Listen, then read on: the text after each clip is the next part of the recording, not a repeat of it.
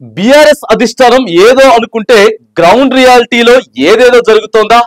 రాజకీయ ప్రత్యర్థులను టార్గెట్ చేసి ఇరుకున పెట్టాల్సినటువంటి టైంలో సెల్ఫ్ డిఫెన్స్ కోసం తామే వివరణలు ఇచ్చుకోవాల్సి వస్తుందా? వరంగల్ సభ తర్వాత దూకేద్దాం దున్నేద్దాం అనుకున్న అడుగు కూడా ముందుకు పడడం లేదా? ఎందుకు ఇలా జరుగుతోంది? గులాబీ నాయకత్వాన్ని వెనక్కు లాగుతున్నటువంటి ఆ శక్తులేంటి? తెలంగాణ ఉద్యమ సమయంలోనూ ఆ తర్వాత అధికారంలో ఉన్న 10 ఏళ్లు తిరుగులేని ఆధిపత్యం చెలాయించింది బీఆర్ఎస్. కానీ 2023 అసెంబ్లీ ఎన్నికల్లో ఓటమి తర్వాత ఢీలా పడ్డారు పార్టీ శ్రేణులు. అసెంబ్లీ ఎన్నికల ఓటమితో పాటు తర్వాత జరిగిన పార్లమెంట్ ఎన్నికల్లో ఒక్క సీటు కూడా గెలుచుకోలేకపోవడంతో ఇబ్బందులు ఎదురయ్యాయి. చాలా మంది నాయకులు ఒక్కొక్కరుగా పార్టీని వదిలేసి వెళ్లారు. రాష్ట్రంలో కాంగ్రెస్ అధికారంలోకి వచ్చిన కొత్తలో అలాంటి వలసలతో ఉక్కిరి బిక్కిరి చేసిన ఈ మధ్య కాలంలో ఆ ప్రవాహం దాదాపుగా ఆగిపోయిందనే చెప్పాలి. దీంతో కాస్త ఊపిరి పీల్చుకున్న గులాబీ అధిష్టానం ఇక పార్టీ కార్యక్రమాలపై దృష్టి పెట్టి మళ్లీ ఊపు తీసుకురావాలని అనుకుంది. అందుకు వరంగల్లో జరిగిన పార్టీ రజతోత్సవ సభను వేదికగా చేసుకోవాలి అనుకున్నారట పార్టీ పెద్దలు. సభతో ఊపు వస్తుందని, అదే ఊపును కొనసాగించి క్యాడర్ను రీఛార్జ్ చేయాలని అనుకున్న వాస్తవంలో ఆ పరిస్థితి కనపడం లేదన్న చర్చ తాజాగా మొదలైంది. బహిరంగ సభ తర్వాత సభ్యత్వాల నమోదు, గ్రామ స్థాయి నుంచి రాష్ట్ర స్థాయి వరకు కమిటీల ఏర్పాటు, తర్వాత కేటీఆర్ జిల్లాల పర్యటన, ఇలా పూర్తి స్థాయిలో యాక్టివిటీని పెంచాలి అనుకున్నట్లు తెలిసిందే. కానీ ప్లీనరీ ముగిసిన 15 రోజులు కావస్తున్నా అలాంటి వాతావరణం ఏదీ కనిపించడం లేదు అంటున్నారు. కనీసం ప్రాథమిక కసరత్తు కూడా జరగకపోవడం ఏంటి అన్న అనుమానాలు కూడా వస్తున్నాయట పార్టీ శ్రేణులు.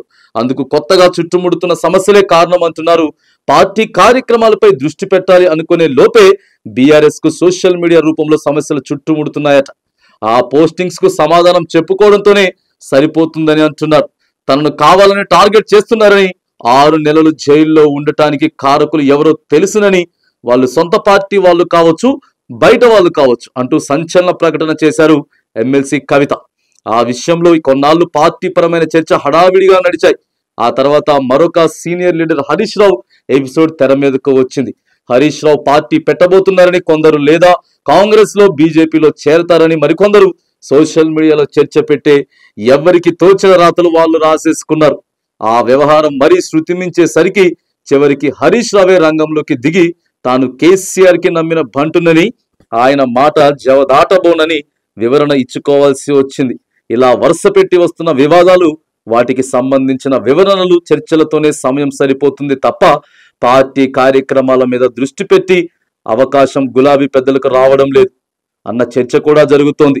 అటు సోషల్ మీడియా రాతలకు పార్టీ పరంగా కౌంటర్ వేస్తున్న వాటి ఆ తాలూకు డిస్టెన్స్ అయితే ఖచ్చితంగా నాయకత్వంలో ఉంటుంది అన్న అభిప్రాయం గులాబీ వర్గాల్లో పెరుగుతోంది.